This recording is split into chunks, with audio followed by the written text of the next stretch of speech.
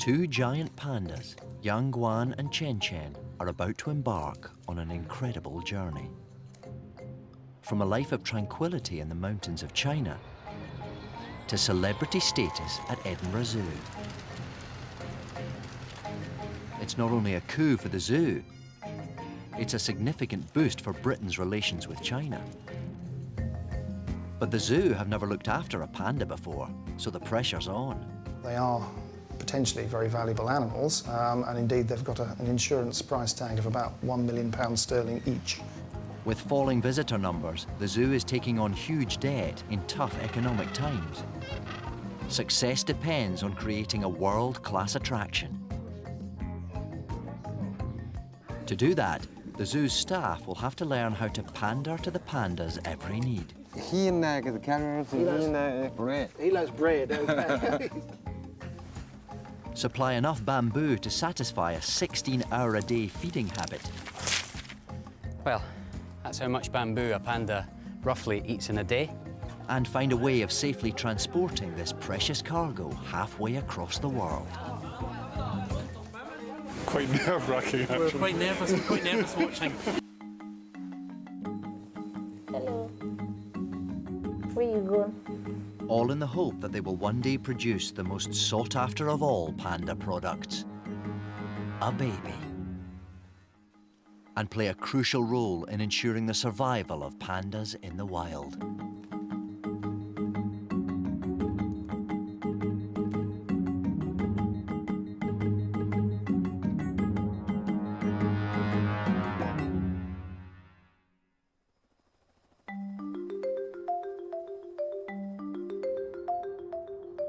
Edinburgh Zoo, Scotland's premier animal attraction, has hit hard times.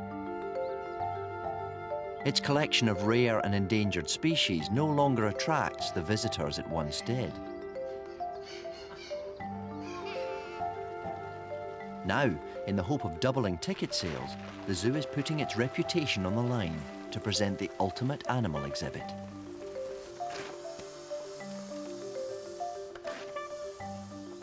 This is soon to be the new home of a breeding pair of giant pandas.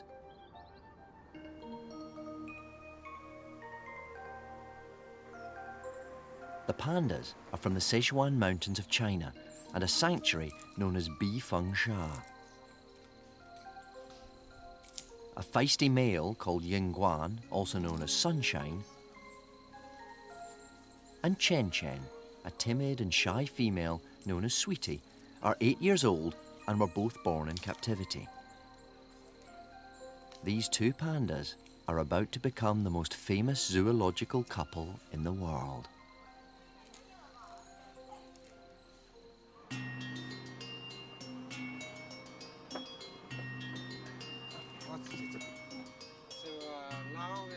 The man soon to be responsible for the health of these most prized animals is vet Simon Girling. So is this the kindergarten? Yeah, this is the kindergarten. Never having looked after pandas before, he's come to learn all he can from his counterpart, Professor Tang. So panda is not only a symbol of China, but also a symbol of the world.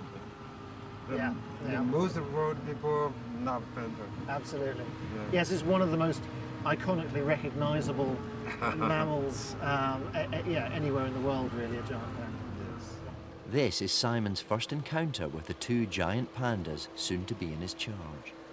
So this is a very special panda winter.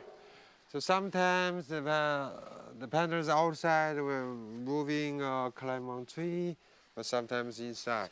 Tian Tian, So that's Tian so Tian. look at us. So she's... Tian Tian. Tian Tian, normally is very beautiful, Yes. and the white, black color Uh-huh. is very clean. Very but clean, today, Today she's a bit dirty. She's a bit messy today. little muddy. Yeah, well, I guess the weather's Yeah. the weather's going to be. Yes. Hey, Hello Yangguan. Hello there. Hello. Hello there. How are you? Come out for the morning. So he has pretty much all this area coming down around here. Hey. Yes, he seems quite Quite relaxed about it all, doesn't he? Yeah, He it's doesn't really seem very, yeah, relaxing, no, he yeah. seems very... You can see how the coloration on the back there where he sits, that's quite common, isn't it, really? That typical sort of pattern of coloration over the lower back where they sit in that sort of very laid back Yeah. fashion, which is so Yeah. peculiar to pandas.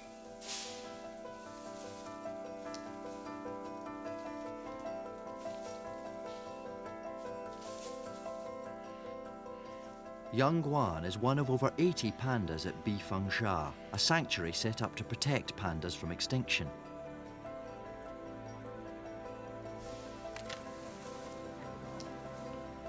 At the last count, there were only around 1,600 giant pandas left in the wild. Bamboo habitat, crucial to their survival, has been destroyed by aggressive industrialization and massive population explosion in China.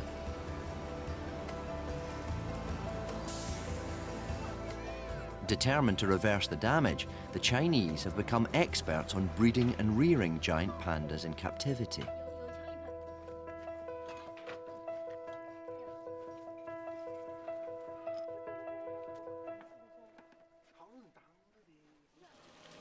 Their plan is working, with 300 babies born at Bifangsha so far. Professor Tang is hoping that the pandas destined for Scotland will produce a cub. We hope. Tiantian and Yangguang. Yeah. would be- Well, this is it, you know. I mean, fingers crossed that would be a dream come true if they could both hit it off. Yeah, that would be lovely. I can't think actually of a panda being born in the UK. I cannot recall one such. I don't think there has been one.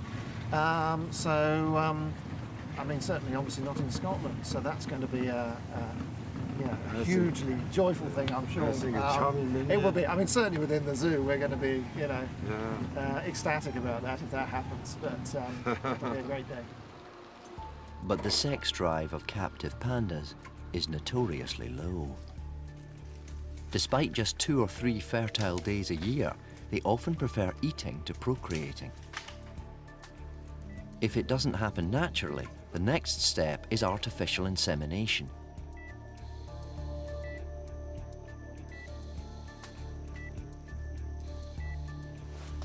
Less romantic, perhaps, but much more effective.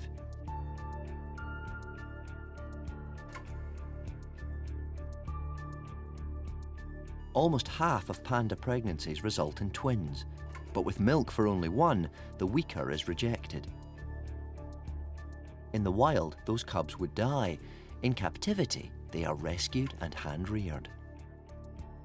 Probably the biggest challenge that we're likely to have is obviously actually getting the pandas to breed in the first instance, but that doesn't end there. We obviously have the challenge then of making sure that any infant born is healthy. And if we have twins, then we have the facility and have built in the facility to incubate and to hand rear the second infant. And certainly we've had lots of discussions with the Chinese here and Professor Tang about that. So we have a room dedicated in the panda facility to do that. So, I mean, hopefully, it's always easier with one infant, but if we get twins, yeah, you know, we have the capability to hand rear the second twin.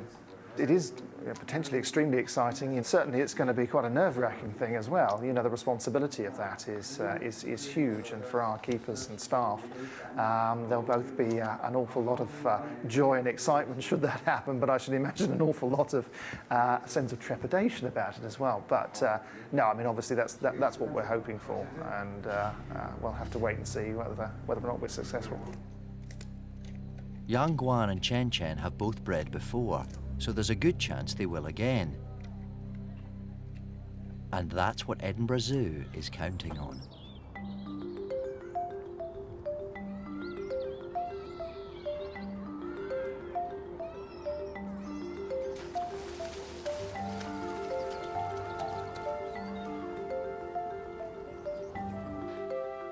Head of Conservation Ian Valentine is the mastermind behind the panda deal.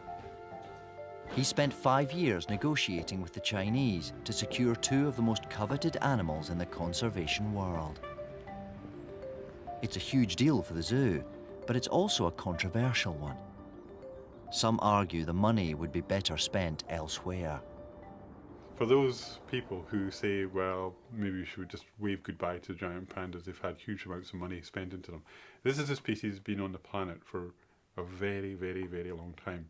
It's done very well. It's thanks to man that they've had problems, but it's also going to be thanks to man that their future is going to be secure. So for me, they symbolise hope, not a species that we can wave goodbye to. And if we can't look after giant pandas, what can we look after? Securing the giant pandas is not only important for the zoo, there are political and economic implications too. On the very day the panda contract was signed, a string of lucrative deals were agreed benefiting both countries. Pandas, it seems, could be our passport to prosperity. I think this has been a real milestone in a growing relationship of immense significance for the future between the United Kingdom and China.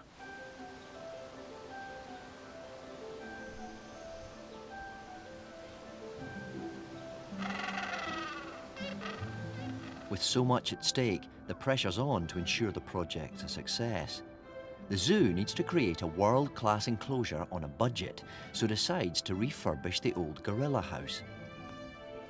They're constructing a large walkway to give the visitor an uninterrupted view of the pandas, and adding a Chinese theme to the experience. Simon Jones has been gardener's manager at the zoo for 5 years. He'll have to create a panda paradise, guaranteed to impress the visitors as well as keep Chen Chen and Yang Guan happy. What we would like the panda to be able to do is to traverse the enclosure. So basically, it will be able to climb up onto the logs at the back there, and then get up onto the biggest log and sit there and eat its bamboo on a nice sunny day if it so chooses to.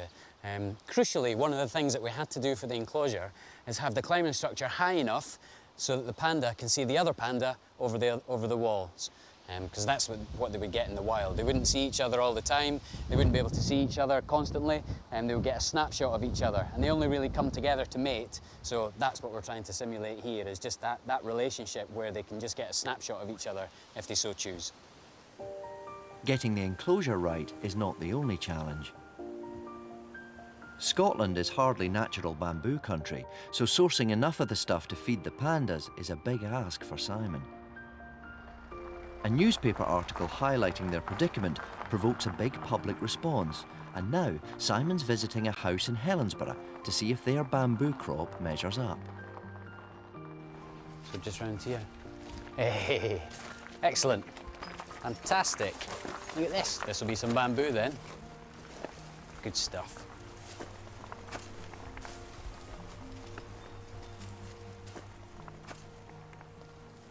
What I've got here is a fresh shoot, so this is this year's growth.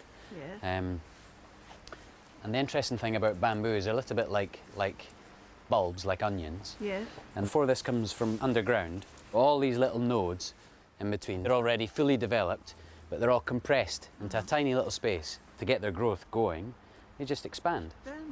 My And that's all it goodness, is, that. expanding nodes. Exactly. So what the pandas like is these wee fresh shoots. And it's very, very soft. See how easy I'm slicing through it? It's not hard at all.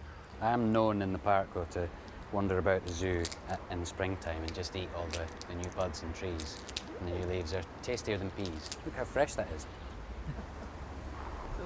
Lovely. Pancakes for you. No. Bamboo. If I like it, then a panda will absolutely love this. Okay, Mrs. Hood. This is roughly how much a panda eats in a day. In one day. Yeah, it's about 25 stems, something like that. But and it will eat from the bottom to the top. The panda will definitely be a little bit more selective than what I just was. I just went in and chopped it all down. Of course. It will go in and choose the species, the stems it wants, depending on tenderness and all sorts of different things. So Well, it'll it be won't take long to get rid of no, it that certainly won't. plantation. Unfortunately, bamboo patches like this would be gobbled up in weeks. The search for a good Chinese takeaway continues. Looking after such iconic creatures is a huge undertaking. Edinburgh Zoo's head keeper Alison McLean has come to China for a month of intensive training. It's a golden opportunity to learn from the experts and to prove she is up to the challenge. Pandas in the centre are used to humans being round about them. They have one keeper to every 2 pandas, and they work exclusively with those pandas. So they get to know them as in the same way that your pet dog gets to know you. So, and obviously, you know, the keepers are round about them throughout the whole day. They feed them, they train them, they touch them. You know, they're with them all the time. So the pandas tend to respond, you know, in quite a positive way, because everything the keepers do is positive towards them.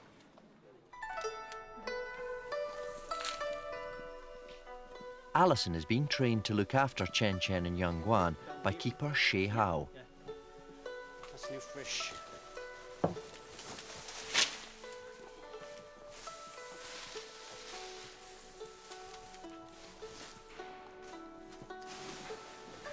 She studied from me. I will teach her everything. Yeah, and including how to feed, how to know the panda character, how to choose a bamboo, everything about a panda. In the ground? Yeah, stand. You stand to simulate the nature bamboo in wild. Oh, okay. So like it's... And the panda will grab the stick.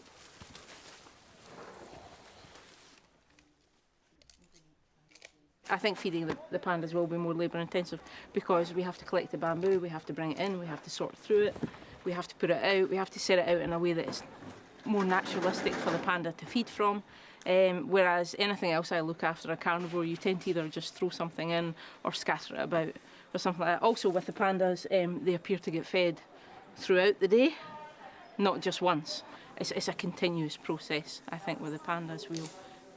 You'll do one feed, you'll clean, then you'll do another feed, then you clean, then you do another feed, and then you clean. So it seems to be an all-day job, and then you put in a huge amount of bamboo in the evening for them to feed on overnight.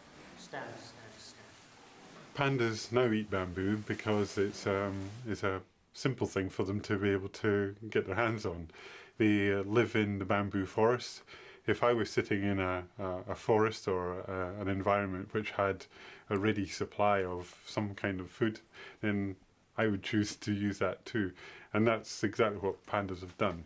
Of course, there are some great points about that, in that you don't have to move far to get your food, but at the same time, because bamboo is not nutritionally valuable, you actually have to eat huge amounts and digest that and get your body to live off that. So it means that more time is spent eating rather than hunting. It's vital that the panda's diet is carefully monitored. For a clearer picture of what's gone in, you need to examine what's come out. I'm becoming an expert in panda food, but it comes in all different colours. But Scott was explaining to me that is dependent on what they've eaten. So this in the male's enclosure, fairly obvious, he's had some carrot, and the stuff that Scott calls a stick is the stems of the bamboo, and that comes through as kind of white woody stems. And then you've got like this kind of poop here. This means that he's been feeding on the leaf of the bamboo as well. Now, according to Scott, it's really important that we take note that he's feeding on both kinds. And I think Scott will then determine what he feeds to the individual panda, dependent on whether they've had a lot of leaf or they've had a lot of stem. So, you know, he'll maybe say to me today, bring bamboo with a lot of leaf, or bring big sticks. So it changes from each feed.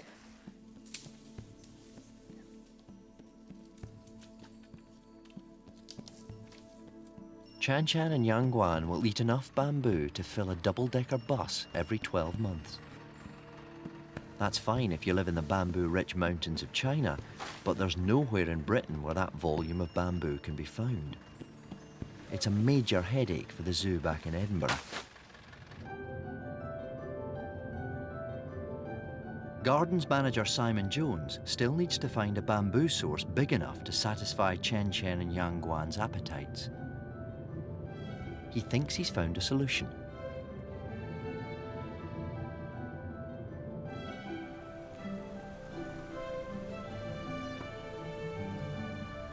He's heading to one of the biggest wholesale bamboo suppliers in Europe to see if they can meet their demands.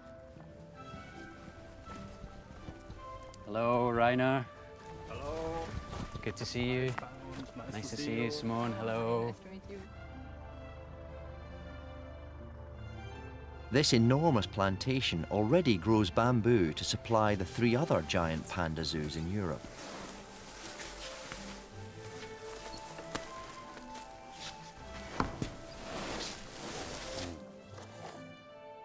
To the panda, different species, different varieties will taste different. And this is because the bamboos have a huge range. You get certain species that are the fine-leaved ones, like this species here, that grow on the mountainsides. And it'll have different nutrients in the soil, different water content, therefore the plants will taste different. If you come further south in the mountain, you'll get into the more tropical regions, you'll get bigger broadleaf species of bamboos, so they'll all taste different. Rainer, is this Phyllostachys bezettia? Yes. No, No, this no, one's that's a Spectabilis. Spectabilis. Ah, okay. And the other one, the green one, is Phyllostachys nuda. Ah, okay. And this one, if I was to buy this in a normal plant, not cut, would that be good for in Scotland in the cold weather? It's full winter hardy. Ah, okay. Interesting.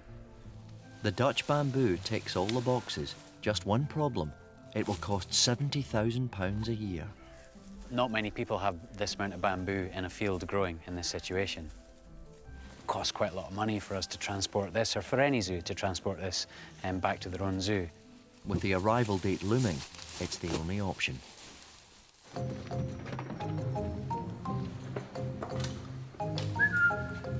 You too. Hey. Bamboo is their principal food source, but in the wild, pandas like Chen Chen would also forage for grubs and berries, so captive pandas must have their diet supplemented. The sanctuary has developed a special cake, packed full with all they need.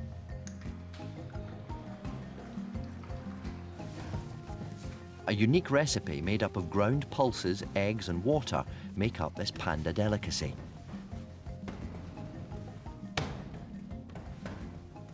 But the pandas really like panda cake, and there's an absolute definite that they will eat it.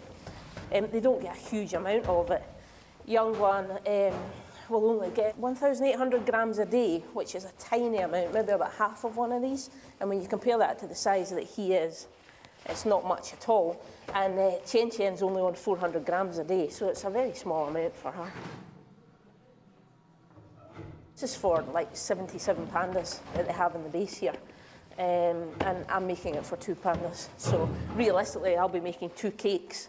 So everything will be exactly the same, but just on a much, much smaller scale.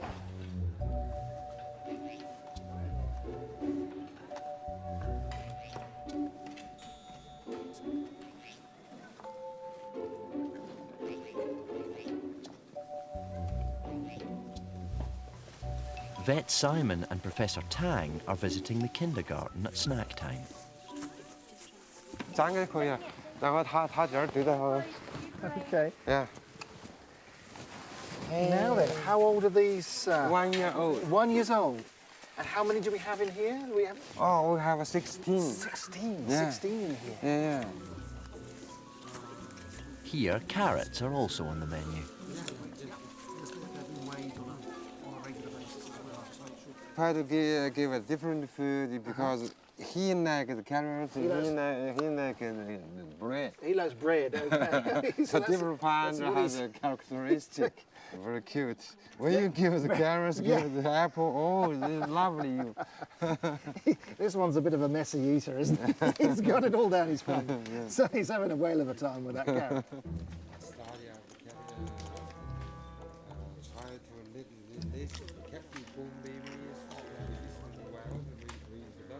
This wonderful grip, which almost looks as if they've got a thumb, but it's not their thumb, is it? The monkey, the bear cannot hold it, but the panda can. They can with this. Just like our thumb. Yes, I mean it's almost unique in that respect, isn't it?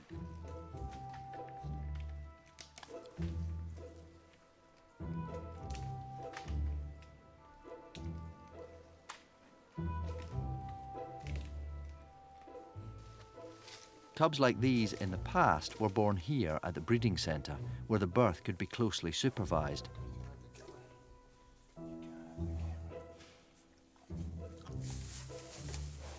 But that wasn't ideal.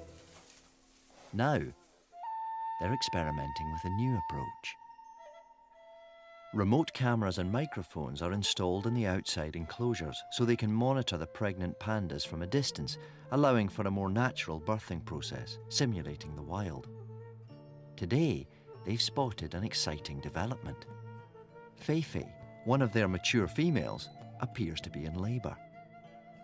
Feifei is going to have a baby. She's going to have the baby. Yeah. That's Soon? Right. Yeah, soon, maybe. It's an unexpected opportunity for Alison to see the new birthing approach at first hand. All the other babies at the sanctuary were born 2 months ago. Could it be possible that Feifei is only now going into labour after such an extended gestation? Certainly seems to be something going on with her, most definitely. And everyone else is of the same opinion, so we just need to wait and see what happens. If she is pregnant, it could be between 6 hours and 10 days before she gives birth.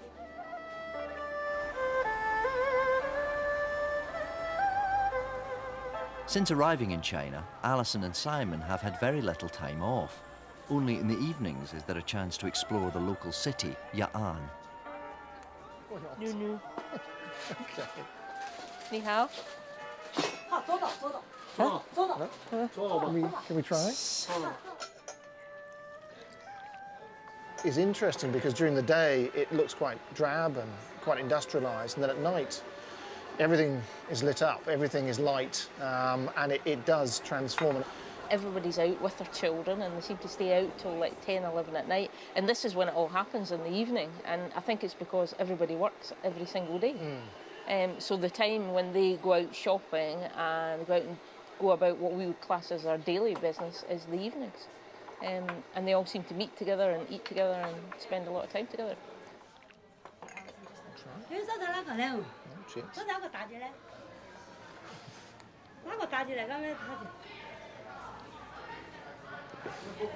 That's really nice. Yeah, it's nice.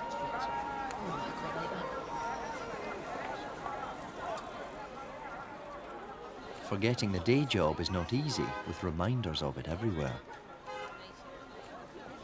Oh, look. Must have. Oh, earmuffs. Panda Oh, wonderful. earmuffs. Panda slippers. You can't get away from pandas, can you? No. It's just not possible in the iron, is it? Seems to be pandemonium.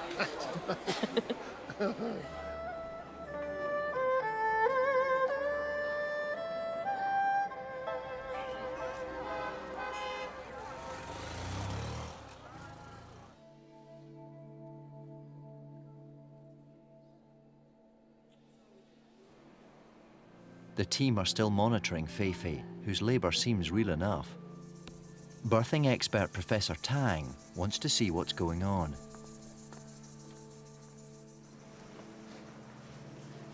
Wow, 春江还快了哈，一直挺好。看这个Feifei is leaking the water and a lot of water come out, so the mother continuously leaking the water. Ah, yeah, it's getting down, right. The baby out. 车了。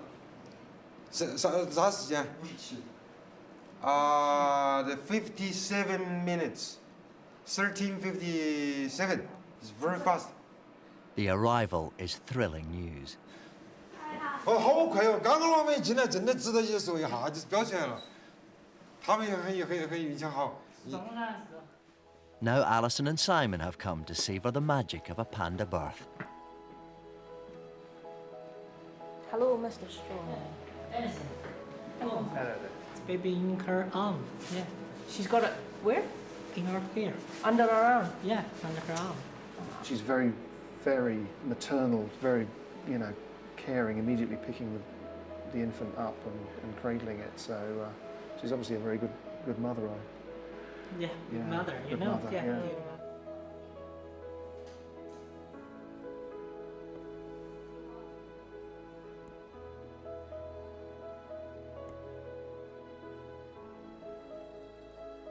If they're lucky, this time next year, Alison and Simon could be watching Chen Chen giving birth to a precious panda cub of her own.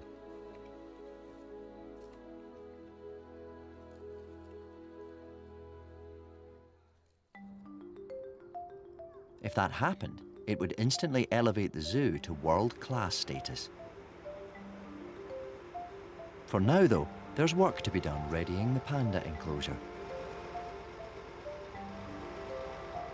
Giant glass panels are being installed for the best viewing experience possible. Watch the top bit. And exotic plants will help create an environment that mimics the one back in China. Stop there, stop. Right. Yep, that's fine. Despite all the activity, no one yet knows when the pandas will be arriving.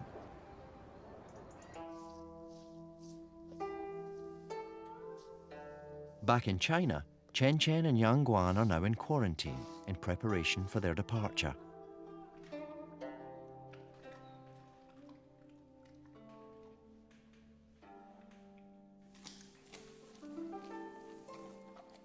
It will be a wee bit of an upheaval for them, of course it will. They're moving house. And moving house is stressful. But, you know, we'll do everything we can to make the journey as easy as we possibly can, and they'll settle right down. I'm kind of sad to leave, though. I love it here. It's beautiful. It's such a nice area. Everywhere you turn, there's pandas. But, yeah, I need to get the pandas back to Edinburgh.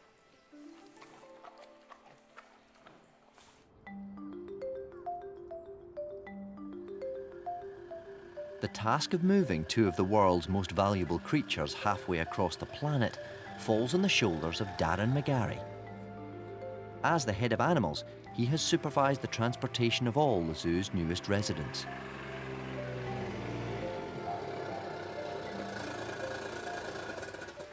Yeah, so these bears here are very similar to how the pandas are going to be for the transport, because they're obviously a bear, so they're very, very similar. They came to the zoo about a year or so ago, and they went into transport crates. They came from Cambodia, and then they arrived here. They flew over to the zoo, and we brought them into the house here, offloaded them into the house.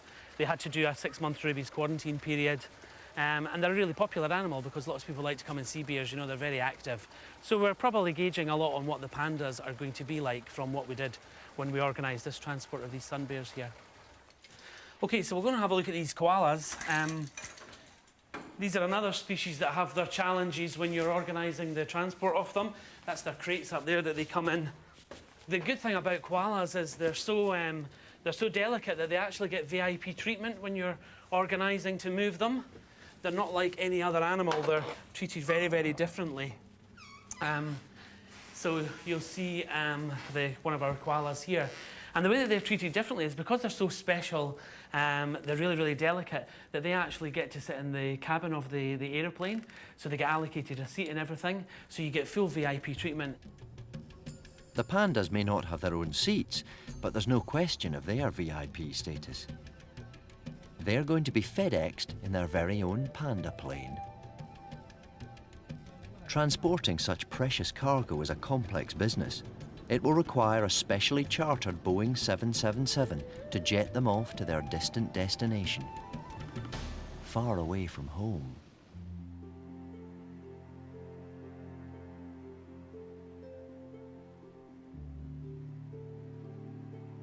The panda's natural habitat is the wild bamboo mountains of central China. They once thrived here, but now there are only around 1,600 left. But that's all about to change. Hidden away in these mountains, a quiet revolution is underway to reverse their decline. At the heart of it is Wolong, the sister sanctuary to Bifangsha, which was once the home to over 60 pandas. It's a panda paradise. Or at least it was, until a massive earthquake hit in 2008 and devastated the panda base.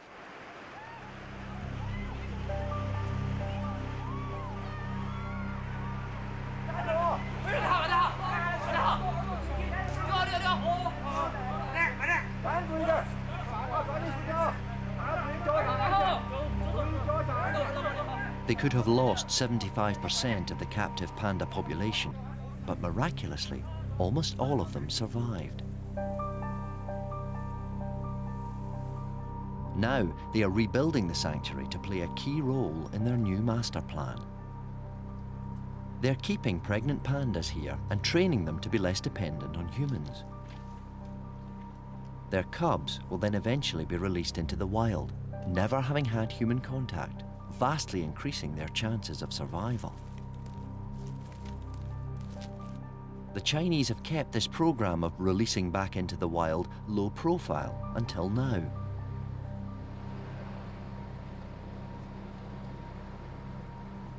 Alison is taking the long, grueling journey through the earthquake zone, having been granted special permission to go to Wulong. Really exciting. It's very bumpy as well. She is one of the very few to be allowed to see the full extent of the groundbreaking project.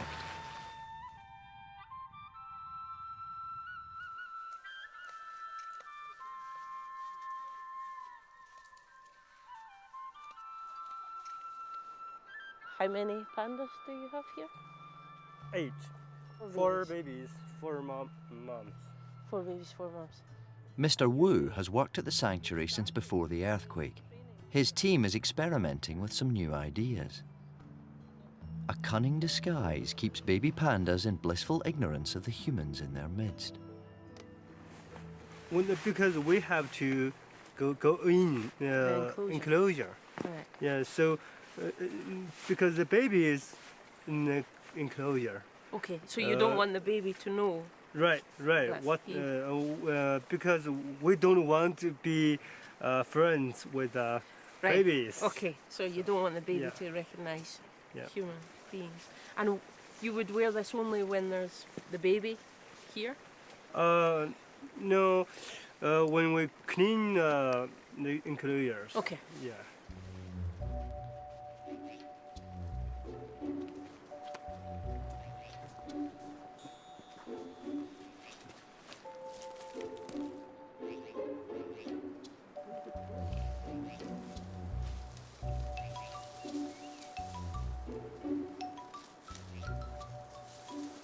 Has the baby ever came down to see him in No, the suit? no.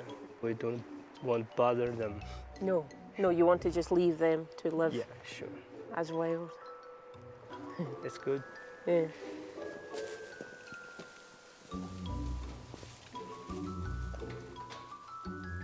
Now for the most fiendish disguise of all. So this is the panda suit for when you have to go in and Right. do something with the babies? Yeah. Yeah. Uh-huh. So, Yeah, we do this just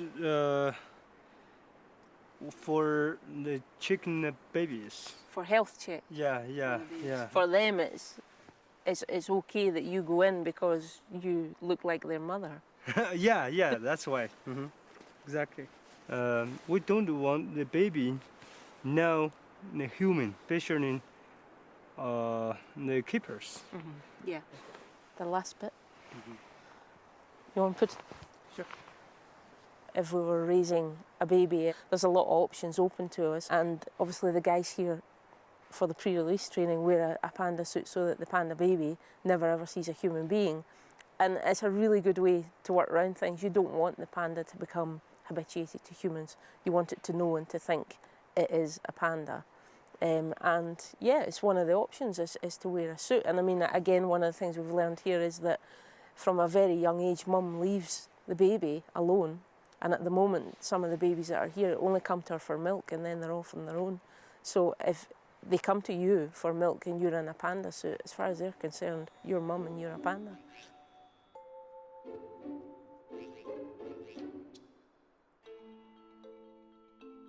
It's not the first time the Chinese have released a panda back into the wild.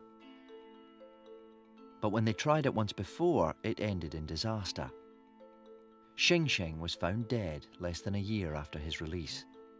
It brought a premature end to the reintroduction program and sent reverberations throughout the conservation world. This time, it's going to be different. The pandas will be taken through several phases to prepare them for release. It's the sunshine.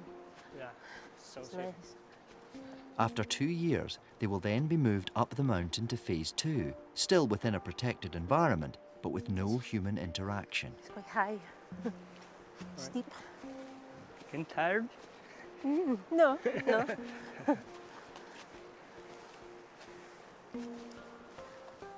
When they are ready, the cubs will finally be released high up in the bamboo-rich mountaintops.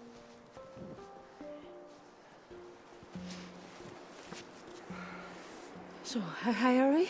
It's 2,000 meters. 2,000 metres. Yeah, And we're now in the bamboo. yeah. So, this kind of habitat is where you would look to release Yeah. the babies after the Right. training. Right. But there are wild pandas living Mhm. here just now. Yeah.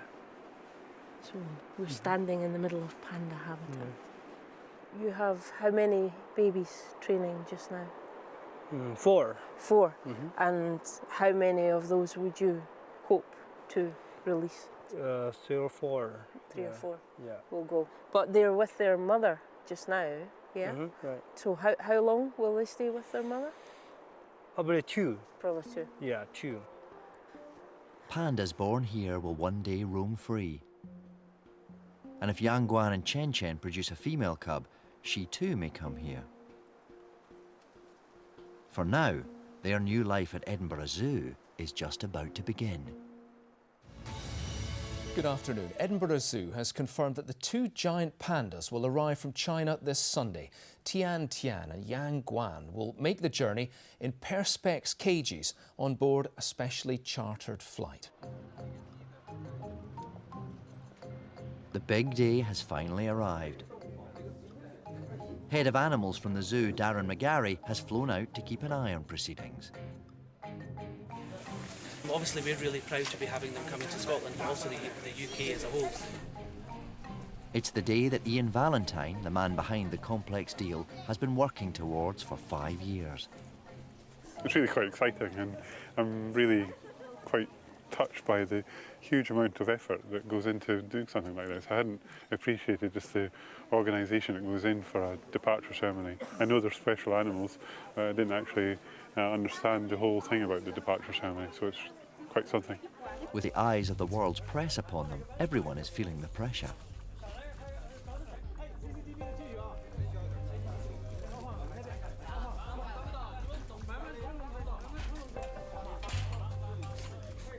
Quite nerve-wracking, actually. We're quite nervous watching.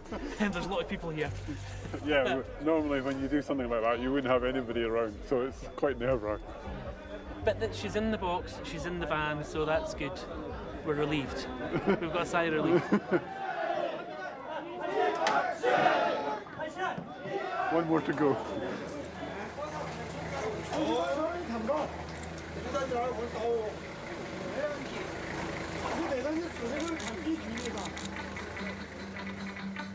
Once both pandas are loaded up, the real fun begins.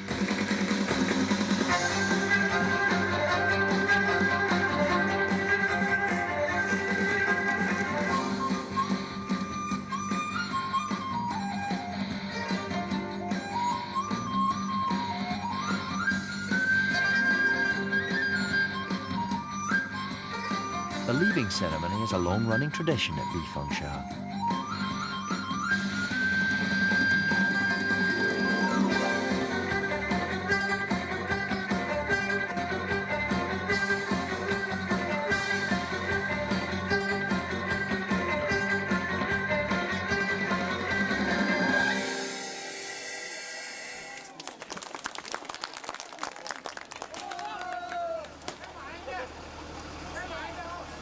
I think it was all quite crazy, but it's done. It's been interesting, it's been fun, and on to the next bit, because it's still got a bit of a journey to do yet.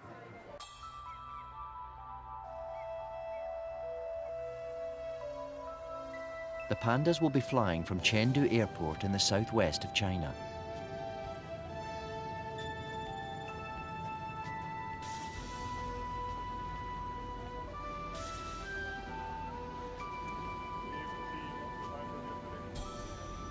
Their crates must be kept stable. Pandas are precious cargo.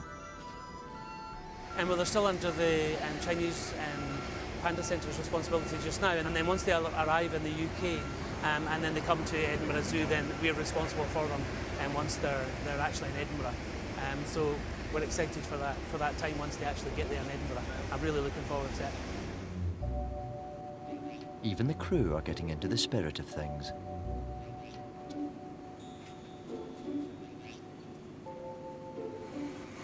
We were asked to put on the dress of the Scottish FedEx colours. You know, we'll enjoy coming into Scotland in the appropriate garb to commemorate this important event. We did not want it took us a little while to get used to putting it on correctly because we did not want to disrespect the Scottish.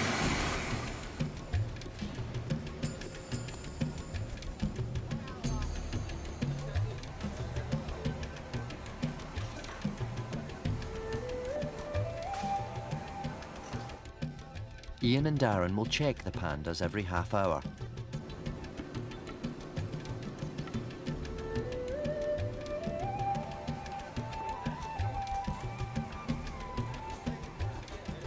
It's a long time for pandas to be airborne.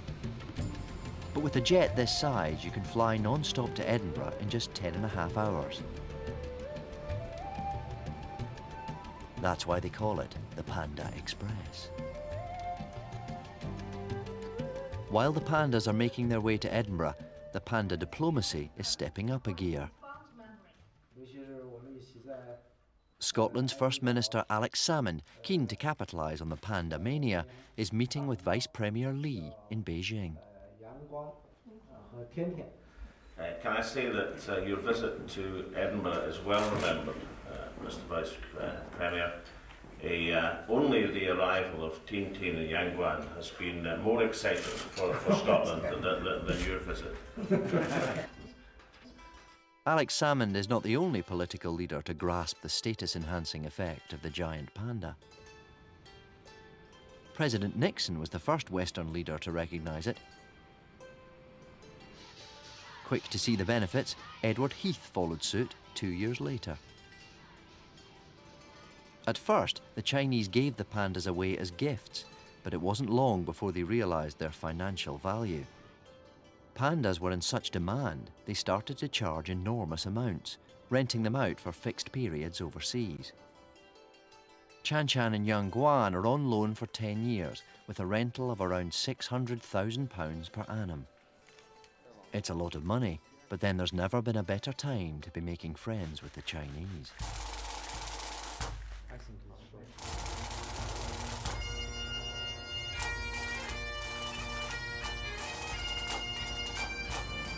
On the 4th of December 2011, Panda Mania reaches fever pitch when Chen Chen and Young Guan touch down at last on British soil.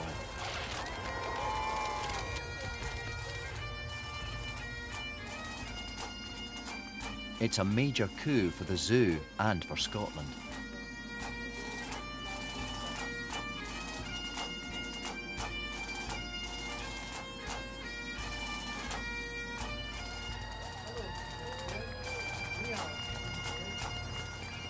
It's the moment everybody has been waiting for. Oh, this is hugely special for Edinburgh Zoo, obviously, and it's a real accolade for their reputation in conservation.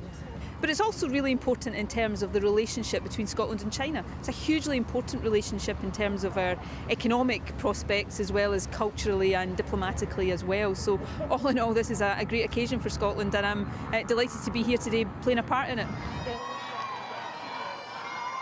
Back at the zoo, the crowds are going wild about pandas.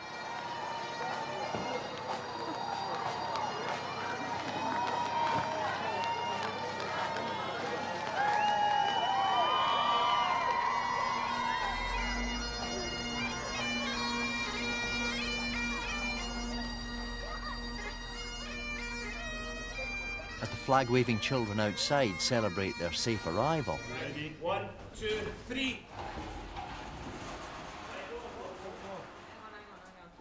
behind the scenes there's tension. It seems Chan Chan may not have travelled well.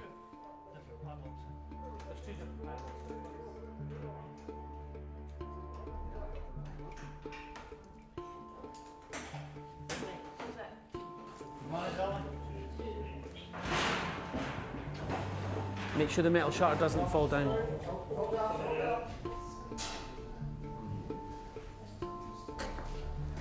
Okay.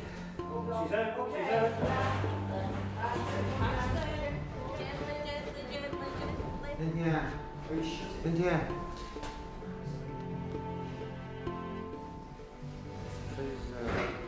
She's a little bit. She looks okay, yeah, I think she'll be fine. Once out of her crate, Chen Chen perks up. Go back over to you guys. Brilliant, first panda in. Feel much happier now. Just one more to go.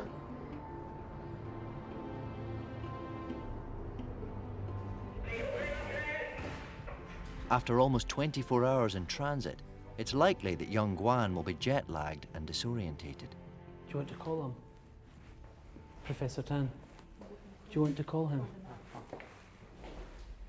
Young Guan, come here. That's good.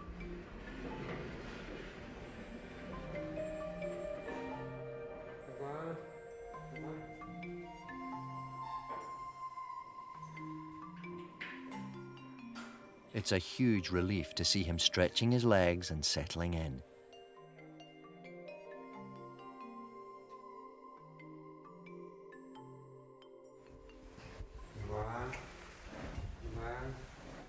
This is a new house.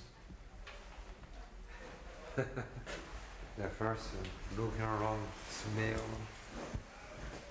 Pandas, when they go to a new place, normally they take half hour, 1 hour to know the new place. And walking, looking around, smell, and then sitting down, starting eat.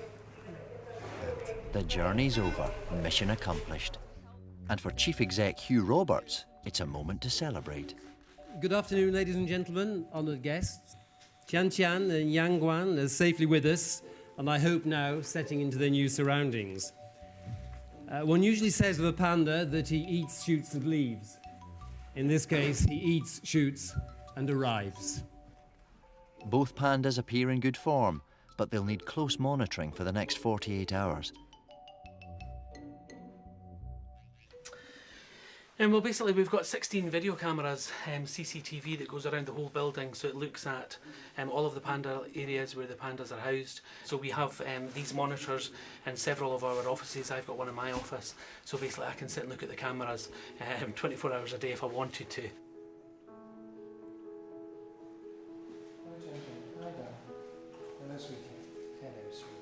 After everything she's been through, Simon's keeping a close eye on Chen Chen. You're a good girl. Hey? She's beautiful. Yes, you are. Yes, you are. Hey? You're a good girl. It's all strange, isn't it? Obviously, what we're doing is we're checking very closely their droppings. Vets are obsessed with what comes out of an animal, so we spend an awful lot of our time digging through panda poo, amongst other things. But it's very important that we know that the consistency is right, because that tells us whether or not the feeding that we're doing is correct. Will the bamboo that has travelled across Europe be to the fussy panda's taste? These have been in storage and in transport for about 3 or 4 days. So I'm looking for how curled up the leaves are and just basically the general health of the bamboo. You can quite clearly see that even though this has been cut a few days ago, it's still really quite lovely, to be honest. It's not curled up at all, the leaves are fine. And so when we get this in the misting unit, this will just be lovely.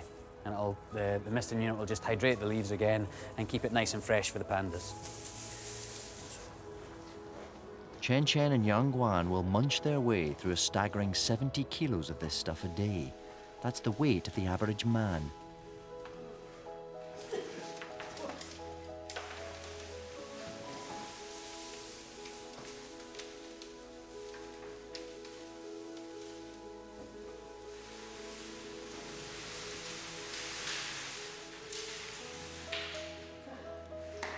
A light snack. The bamboo has passed the taste test. But what about Alison's panda cake? The proof is in the pudding. Go, go. There we go. Professor Tang and the Chinese keeper basically saying this will be the test to see if they like your cooking. And they did, which was good. That's what I call a contented panda.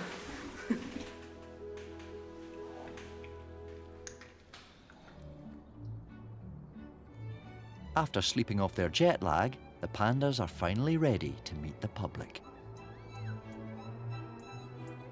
It's the grand opening. The enclosure's ready for its unveiling, and the shop's now groaning with panda merchandise to tempt the public. Anybody else's first time seeing a panda? Everyone's eager to see the hottest couple in conservation for themselves. First day of public viewing of the pandas, and we have a special man here to open them. He's the first man to board for 9:15. Thank you very much. I don't know if he's an expert at this. I've never done this before, I've never read it. Where do we go? Just there? Yep. Thank you. Yay! Thank you. Thank you very much. I'll take that. The first viewing is a sellout.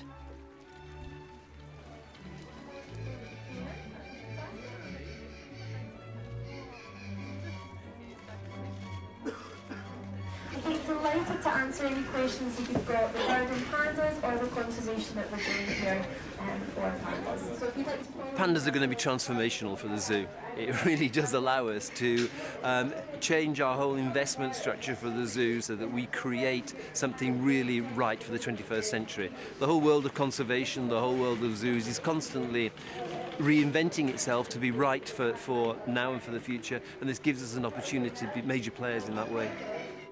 The pandas hold their first British audience spellbound. Fantastic. I can't even believe your Christmas present. Chan Chan and Yang Guan are bound to be a big success, but it's not all about making money. Research will now be carried out here that will help ensure the health and well-being of future generations of pandas. And there's the hope that one day the zoo will be blessed with a cub. It's going to be, hugely significant if we can successfully breed an individual cub. Not only because the two pandas that we have here within the panda population are genetically very important individuals, so any offspring that they produce is going to be also very important to the survival plan for pandas, and it will be another panda to add to the growing collection of pandas around the world that potentially could be released back into the wild. Man's impact on the pandas' habitat threatened to wipe them out forever.